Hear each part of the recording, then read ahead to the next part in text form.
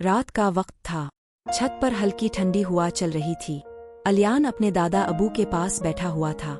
इसने मासूमियत से पूछा, दादा अबू, आपके जवानी के दिनों की कोई कहानी सुनाई। दादा अबू मुस्कुरा दिए। उनकी आंखों में पुरानी यादों की चमक अलिफाबेर आई।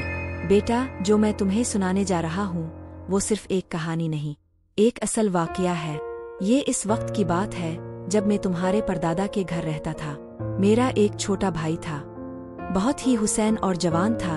सब इसकी तारीफ करते थे, लेकिन इसके साथ जो हुआ वो आज तक कोई नहीं भूला। फ्लैशबैक 50 साल पहले।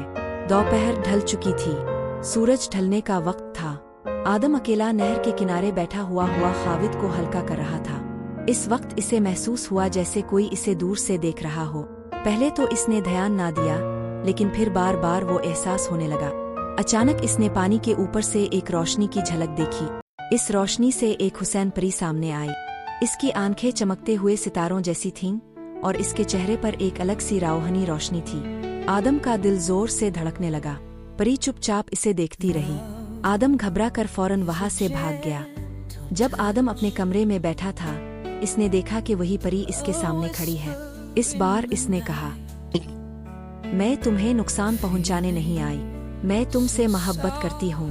दिन रात तुम्हारी तस्वीर मेरे दिल में बसी रहती है। आदम ने पहले इनकार किया, लेकिन परी की बातें, इसका हासन और इसकी रावहनी कशिश आहिस्ता आहिस्ता आदम के दिल में जगह बनाने लगे। कुछ हफ्तों बाद दोनों के दरमियान इश्क की कहानी शुरू हो गई। आदम और परी के मिलने जलने की बात गांव वालों को भी मालूम हो गई। आदम के वालिद, जो एक बाजरक पीर थे, बहुत परेशान हुए।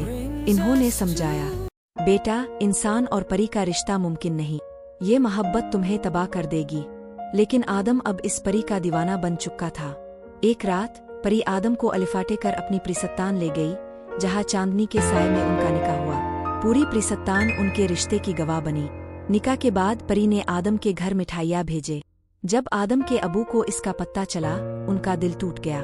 वो जानते थे कि परी आदम को अपने साथ हमेशा के लिए रखना चाहती है। परी सिर्फ आदम तक महदूद ना रही, अब वो आदम के घर वालों को भी परेशान करने लगी। आखिरकार आदम के अबू ने एक तावीज़ तैयार किया। ये तावीज़ इन्होंने आदम को पहना दिया। जैसे ही आदम ने तावीज़ पहना, परी दौड़ चली गई। दिन गुजरते गए और परी आदम से मिलने ना आई। आदम बेचैन रहता, रातों को नींद नहीं आती। परी के बगैर वो अधूरा लगने लगा। दादा अबू ने कहानी सुनाकर लम्हा भर के लिए खामोशी इख्तियार की। अलियान ने पूछा, फिर क्या हुआ दादा अबू? क्या वो परी वापस आई?